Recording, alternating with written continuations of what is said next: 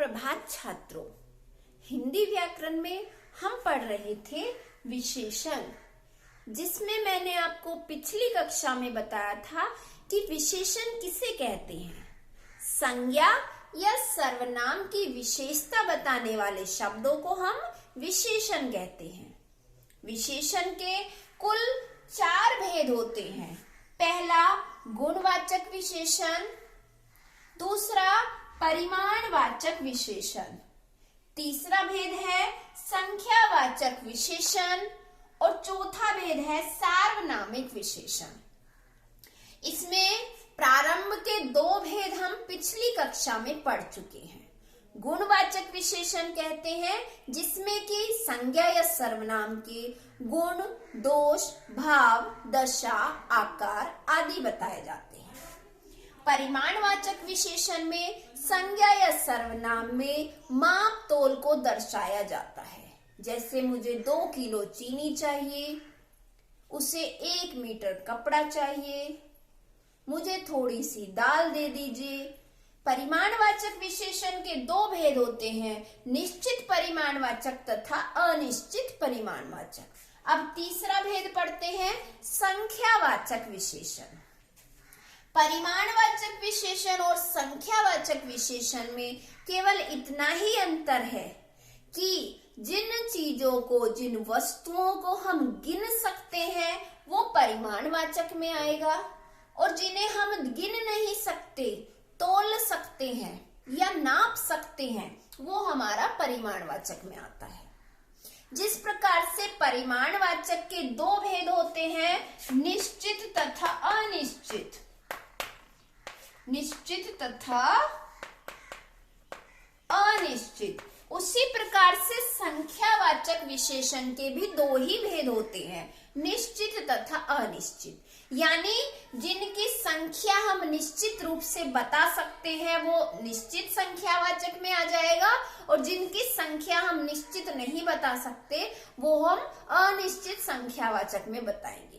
जैसे मेरे पास 2 पेन हैं, यहाँ पर मैं निश्चित रूप से बता रही हूँ कि मेरे पास 2 पेन हैं, इसलिए ये है निश्चित संख्यावाचक। मेरे बैग में कुछ पेन पड़े हैं, अब कुछ पेन में मुझे ये नहीं पता कि 2 पेन है या 4 पेन है, यानी मैंने निश्चित रूप से संख्या नहीं बताई, इसलिए यहाँ अनिश्चित संख्यावाचक आएगा। इसी प्रकार से मेरे पिताजी 1 दर्जन केले लाए हैं, निश्चित परिमाणवाचक, क्योंकि दर्जन में केले गिने जाते हैं, 12 केले आते हैं, इसलिए संख्यावाचक में आएगा, न कि परिमाणवाचक में। जो चीज तोल रहे हैं वो परिमाणवाचक है, जबकि जिसे हम गिन रहे हैं वो संख्यावाचक है। मेरे पिताजी 1 दर्जन केले लाए हैं, निश्चित संख्यावाचक। मेरे पिताजी कुछ केले लाए हैं, कुछ में पता नहीं है कि कितने केले हैं, इसलिए ये अनिश्चित संख्यावाचक है। मुझे 5 रुपए चाहिए, 5 गिन सकते हैं, इसलिए निश्चित संख्यावाचक। मुझे कुछ रुपए चाहिए, अनिश्चित संख्यावाचक। उसके परिवार के 5 सदस्य घूमने गए, निश्चित संख्यावाचक। उसके परिवार के कुछ सदस्य घूमने गए, अनिश्चित संख्यावाचक। तो इस प्रकार से निश्चित और अनिश्चित के भेद परिमाणवाचक और संख्यावाचक दोनों में होते हैं। जिसको हम निश्चित रूप से बता रहे हैं वह निश्चित में आएगा, और जिसका कोई निश्चय ज्ञान नहीं है वहां पर अनिश्चित संख्यावाचक या अनिश्चित परिमाणवाचक आएगा। इसके बाद इसका अगला भेद है सार्वनामिक विशेषण। सार्वनामिक, जैसा कि सर्वनाम आप पढ़ ही चुके हैं। सर्वनाम किसे कहते हैं? संज्ञा के स्थान पर प्रयोग किए जाने वाले शब्द। तो सार्वनामिक विशेषण में वे सर्वनाम शब्द आते हैं जो संज्ञा की विशेषता बता रहे हैं। जैसे यह पुस्तक मेरी है,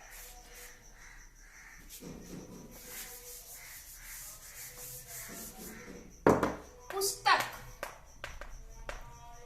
यह पुस्तक मेरी है। इसमें पुस्तक की विशेषता क्या है? क्योंकि पुस्तक यह है इसलिए पुस्तक यहाँ पर विशेषण आ गया है, सार्वनामिक विशेषण यह है। यह किताब मुझे दे दो, उस गाड़ी को मत छुओ, उस घर में मत जाओ। तो जहां पर किसी भी व्यक्ति, वस्तु, संज्ञा की विशेषता बताई जा रही है सर्वनाम के द्वारा, वहां पर वो हमारा होता है सार्वनामिक विशेषण। जैसे घर, यह है घर। तो यहाँ पर घर की विशेषता क्या है?